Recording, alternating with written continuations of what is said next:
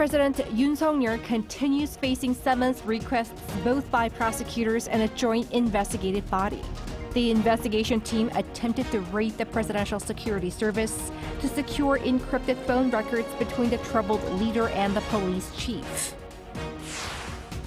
As the Constitutional Court gears up for the impeachment trial, it has delivered documents to the president for official notification and is awaiting Yoon's reply. Against this backdrop, the president's legal team says he will assert his position at the court, calling the investigations into him a madness. It's December 17th, 8 p.m. in Seoul. This is Newscenter. Thank you for joining us. I'm Yoon Jung-min. We start with the troubled South Korean leader being served with a fresh summons by prosecutors for questioning on charges of treason. Moon Hae-ryun explains. South Korean prosecutors investigating the December 3rd declaration of martial law have issued a second summons to President Yoon Suk-yeol, urging him to appear for questioning by December 21st. The summons was sent by the prosecution's special investigation team on Monday, but whether or not Yoon will comply is unclear. Last week, the prosecution made a formal request for Yoon to appear for questioning as a suspect on charges of insurrection and abuse of power. But this was declined by the president's legal representatives, who said that his legal team was not finalized. Should he fail to comply with the second summons, prosecutors will analyze his reasons for refusal and consider whether to issue another summons or seek a court-approved arrest warrant to secure his appearance. If he does comply, it would be the first time in South Korean history for a president to appear before prosecutors as a criminal suspect. The Joint Investigation Team, a collaboration between the National Police Agency Special Investigation Team, the Corruption Investigation Office for high-ranking officials, and the Criminal Investigation Command of the Defense Ministry, reported that a summons was sent via express mail to President Yoon's official residence on Tuesday morning. However, it went undelivered as the president refused to accept it and returned the package. It notifies Yoon of a request for him to appear at the CIO located in Kwaton City in Gyeonggi-do Province on Wednesday at 10 a.m. for questioning on accusations of insurrection and abuse of power. A summons also went undelivered the day before after security staff at the presidential office reportedly refused to accept it, giving the suspension of the president's duties as the reason, and the staff at his official residence refused to cooperate. The team attempted to conduct further raids of the President's Security Service Center on Tuesday, as reports indicated that the center's server contains encrypted records of phone calls between President Yoon and the National Police Agency Commissioner General on the day of the martial law declaration. Investigators obtained only a portion of materials through voluntary submission in a raid last week. With President Yoon hit with a summons from both the prosecution and the CIO, eyes are on which agency will get to investigate the sitting president. Some expect that Yoon would favor being questioned by prosecutors, having spent nearly 30 years as a prosecutor and even served as the prosecutor general. Others believe Yoon should be questioned by the CIO rather than face former subordinates from during his time at the prosecutor's office. The prosecution and police continue to pursue key figures involved in the martial law declaration. Former Defense Minister Kim Yong-hyun refused to appear for questioning, and attempts to forcibly bring him in failed, prompting the prosecution to extend the deadline for his detention by 11 days to the 28th. Former Special Warfare Commander Kwak Jong-gun was arrested Monday, while an arrest warrant has been issued for Capital Defense Commander Lee Jin-woo. Suspended Army Chief of Staff General Park An-soo, who was named the martial law commander, was arrested on Tuesday after he reportedly decided to waive his pre-trial defense hearing, leaving the court to decide on his arrest based on submitted evidence. Police have also applied for an arrest warrant for former Commander Do Sang-won of the Defense Intelligence Command under charges of insurrection. Moon Hae-ryun, Arirang News. As the Constitutional Court undertakes the impeachment trial of President Yoon, it now asks him to respond to notification that is sent earlier, which the president seems yet to have received. Kim Do-yeon reports. The delivery of documents by the Constitutional Court to President Yoon Suk-yeol has been made, but the confirmation of receipt is yet to be sent by President Yoon's legal team. This, according to the Constitutional Court on Tuesday, with the Speaker of the National Assembly, the Chair of the Parliamentary, Legislative and Judiciary Committee, and the Justice Minister confirming their receipt.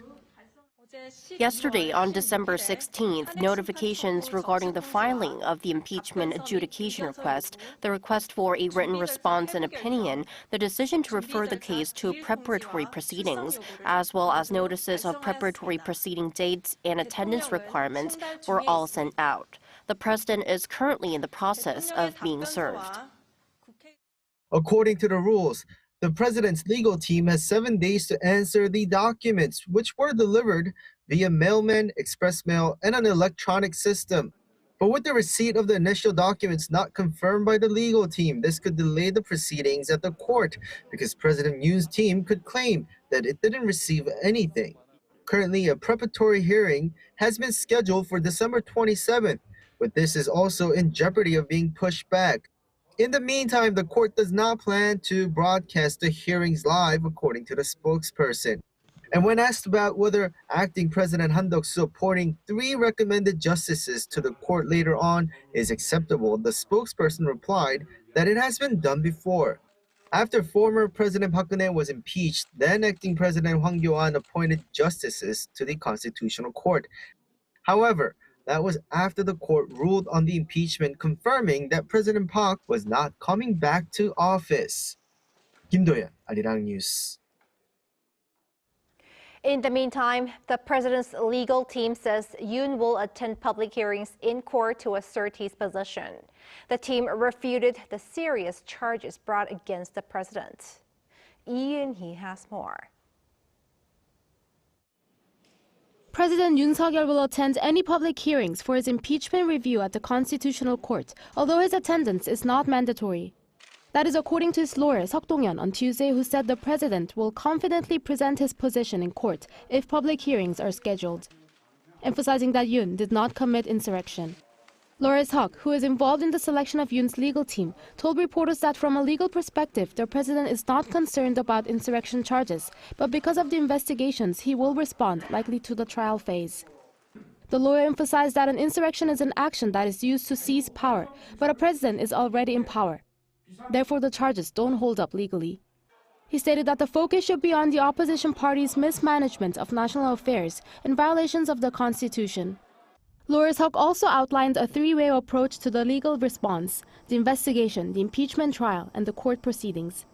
Additionally, he clarified that the defense teams for the insurrection investigation and the impeachment trial will be separate, as they are fundamentally different. Meanwhile, no additional comments were made regarding whether the president will attend for the prosecutor's summons over allegations of insurrection and abuse of power. He also emphasized the need for coordination between the various investigative agencies regarding the issue of attendance, noting that a statement will be made in the coming days once these matters are reviewed and finalized. Yoon, Arirang News. Ruling and opposition parties are engaged in a fresh war of words over prospects of filling constitutional court vacancies ahead of the court's ruling on the president's impeachment trial. Our political correspondent Shin Ha-young explains. Bipartisan tensions are escalating over the appointment of 3 vacant Constitutional Court justices for President Yoon Suk-yeol's impeachment trial. The disagreement focuses on whether acting President Han Duck-soo can make the appointments while President Yoon's duties are suspended following the passage of the impeachment motion. Ruling People Power Party acting chairman and floor leader Kwon Sung-dong argued on Tuesday that currently appointing Constitutional Court justices is beyond the authority of an acting president. The acting president can appoint Constitutional Court justices when the presidency is vacant, but not when the president's duties are suspended.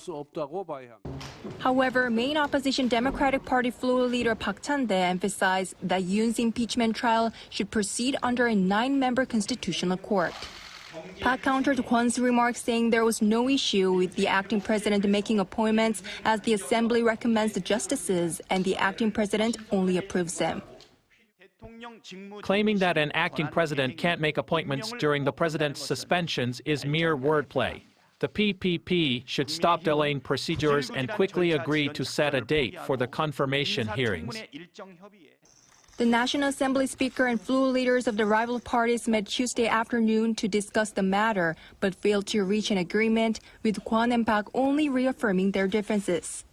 The court currently has only 6 justices, with 3 vacancies unfilled since October due to a failure by the rival parties to agree on appointments. In December, the DP proposed Jeong Kye-sun, chief judge of the Seoul Western District Court, and Ma Eun-hyuk, a senior judge on the same court, as candidates, while the PPP recommended attorney Jo Han-chang. The DP is pushing to hold confirmation hearings for these candidates at the National Assembly next Monday and Tuesday, aiming to pass a confirmation motion during a plenary session next Friday. However, the PPP said that holding a plenary session needs to be discussed again, questioning whether it was appropriate to hold the confirmation hearing. Currently, just 1 judge is needed to reject the impeachment. However, if the 3 new judges are appointed in time to review and rule, it will take 4 judges to dismiss the impeachment. 신하영, Arirang News. And we take a closer look at rising concerns over a de facto leadership vacuum in South Korea and its possible impact on foreign policy and regional stability. Our correspondent Kim Jong-sil joins us here. Jong-sil, first of all, how has the U.S. responded to the political uncertainty here in the nation? Well, Jung-min, before we mention about the U.S., I just want to go out of the way and say that South Korea's domestic crisis is now in the global spotlight as the possible impeachment of President Yoon raises serious questions about the country's leadership and its ability to manage diplomatic and security priorities. And to answer your question, the U.S. was quick to reaffirm its alliance with South Korea. Take a listen to U.S. Secretary of State Antony Blinken, what he said right after the martial law was lifted. And I think Korea is one of the most powerful stories in the world about the emergence of democracy and democratic resilience. And we'll continue to look to Korea to set that example. Now, just 2 days ago, acting President Han Duck-soo spoke with U.S. President Joe Biden for 16 minutes, reassuring Washington that all state affairs will proceed constitutionally. President Biden, in return, emphasized that the ROK-U.S. alliance remains firm and highlighted the importance of maintaining a strong joint defense posture. Then what's been responses from Korea's neighbors, such as Japan? Jung-min, Japan, which has closely followed the crisis, is particularly concerned about disruptions to trilateral cooperation. Japanese media warned that President Yoon's impeachment could reverse progress in South Korea-Japan relations, especially if the opposition party gains power. Here's Professor Im Ul-chul of Gyeongnam University explaining Tokyo's stance. Japan also thinks South Korea is a very important, partner country to deter North Korean provocations and also to deter Chinese, military build-up. Professor Im added that this political crisis introduces uncertainty into the bilateral relationship between Seoul and Tokyo, raising concerns about the stability of regional cooperation. Another major concern stemming from this uncertainty is North Korea. While Pyongyang has remained unopinionated so far, only reporting the factual progress of the impeachment motion, there's speculation about whether it could exploit South Korea's leadership vacuum to heighten provocations. However, Professor Im argues that Pyongyang will likely refrain from making any reckless moves, especially during a time like this. Under this kind of political crisis, the United States and South Korean militaries are likely to respond more forcefully to North Korea's, any military move. That said, South Korea's government has faced growing domestic scrutiny, with ministers being questioned about their whereabouts and stance on the night martial law was declared. In response to rising tensions, the government is also taking steps to de-escalate the situation on the Korean peninsula, just in case. Unification Minister Kim Yong-ho recently revealed that the ministry requested civic groups to take a cautious approach in sending anti-North Korean leaflets. A ministry official explained to reporters this morning that the decision was made to address public safety concerns amid heightened sensitivities. Now, Chong-shi, perhaps this political turmoil couldn't have come at a more sensitive time. What does this all mean ahead of the power transition in the U.S.? Jung-min, looking ahead to January, experts are urging South Korea to really better prepare for U.S. President Trump. Professor Park Won-gon of Ewha Women's University highlights Trump's transactional diplomacy and leader-to-leader approach, which could present challenges during South Korea's transitional period. Take a listen. Trump, and he's always thinking about all the relationship, especially with the allies and friendly countries, in a transactional way. So I don't think he considered the current South Korean government as a responsible partner, and he definitely will wait until they settle down. Professor Park also stressed the need for South Korea to establish a comprehensive, united approach to deal with the U.S. during this critical period. 6 months is the most important month because all those the whole 6 months, Trump would decide his foreign policy, and he will appoint important positions and then setting down all this agenda. Professor Park emphasized the need for unity across South Korean society, the people, academia, the government, and the opposition to overcome these challenges and prove to the international community that the country is back on track and credible. At the same time, countries with strategic interests in the Korean peninsula, like China and Russia, are closely watching how South Korea handles this crisis. Experts believe both nations will take a reserved yet cautious approach, adjusting their positions accordingly. The coming weeks will be pivotal, and South Korea must adopt wise and decisive measures to navigate domestic uncertainties while maintaining its role as a stable and reliable partner on the global stage. We are going to have to monitor how South Korea navigates all this political and security crossroads. Thank you, Chong-shi, for the updates.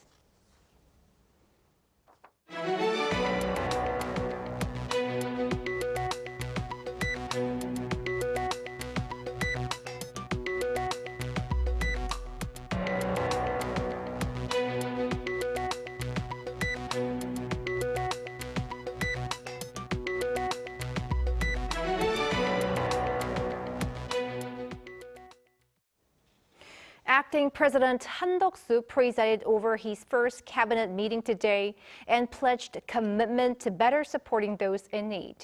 Meanwhile, the decision on a set of contentious bills has been postponed. Oh Soo-young has more. Acting President and Prime Minister Han Duck-soo is pledging all governmental efforts towards reviving the local economy as he called for a swift budgetary execution for the new year. This came on Tuesday during Han's first cabinet meeting following the suspension of President Yoon Suk-yeol's executive powers, noting that while the country's broader financial and foreign exchange markets have been stabilizing gradually, small businesses and the self-employed are continuing to struggle. He called on the Finance Ministry to quickly complete its budgetary allocation so that next year's finances can be executed on the first day of the new year. He requested all available resources, including national finances, public institutions, and private investments, to be directed towards execution in the first half of 2025. In particular, I urge that special attention be given to the swift execution of budgets aimed at easing the livelihood burdens of working people, protecting vulnerable groups, supporting small businesses, and fostering advanced industries to invigorate the economy for South Korea's future. He also asked relevant ministries to prepare effective measures for the 2025 economic policy direction and to actively heed the voices of small firms. Han further said the National Assembly should ensure the swift passage of laws directly related to business investment, such as special acts on nurturing the semiconductor industry and artificial intelligence. Amid concerns that the country's leadership in limbo would constrain its diplomatic outreach, the acting president also placed emphasis on South Korea's foreign relations.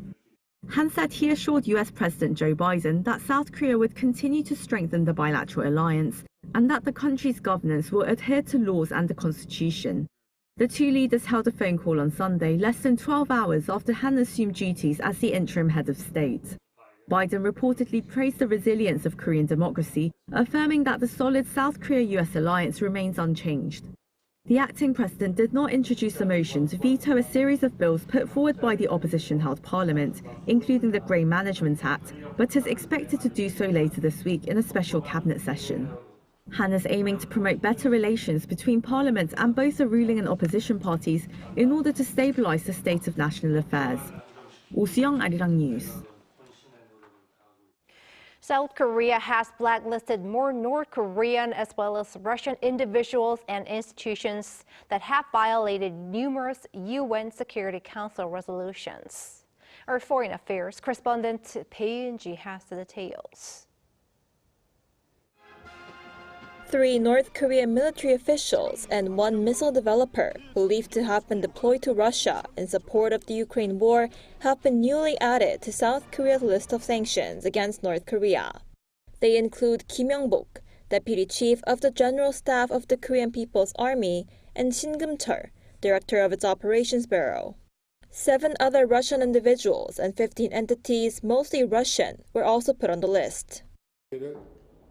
Our government has imposed sanctions on 11 individuals and 15 entities involved in procuring funds and materials for North Korea's nuclear and missile programs and military cooperation between Russia and North Korea, which is a violation of multiple UN Security Council resolutions.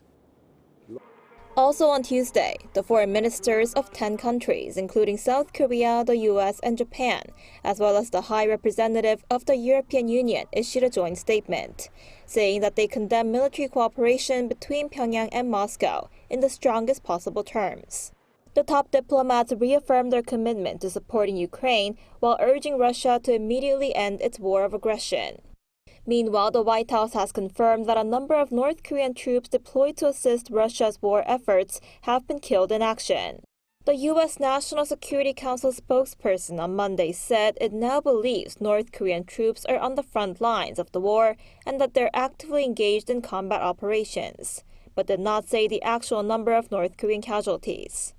But we do believe that they have suffered some significant losses, killed and wounded. But it's difficult for me to put an actual number on it. I would say certainly in the realm of dozens, several dozens. The comments come as Ukraine's intelligence officials have said around 30 North Korean soldiers were killed or wounded so far during a battle with the Ukrainian forces over the weekend. Bae Eun-ji, Arirang News.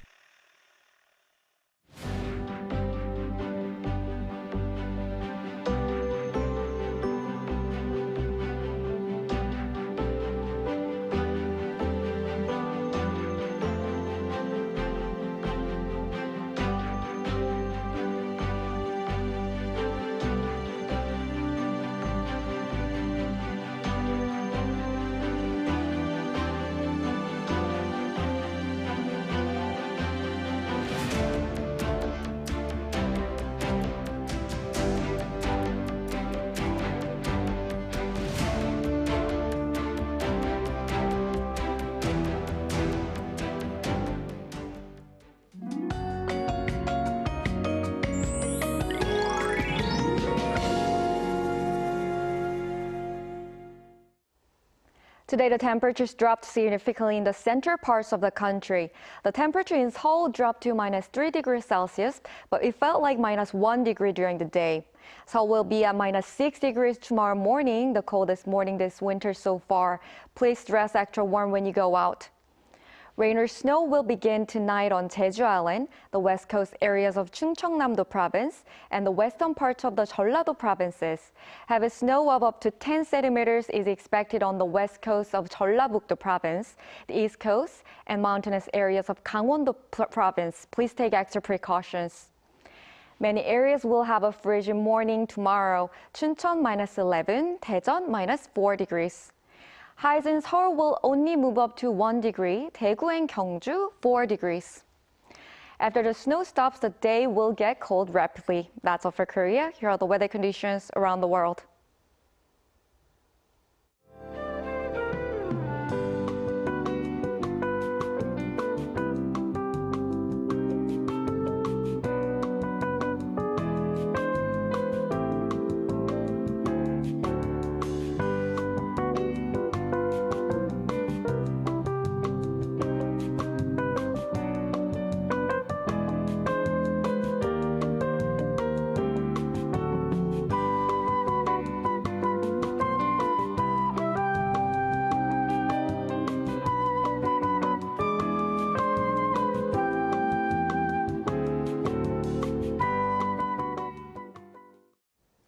That is Newscenter for tonight. Thank you for watching. A panel session up next.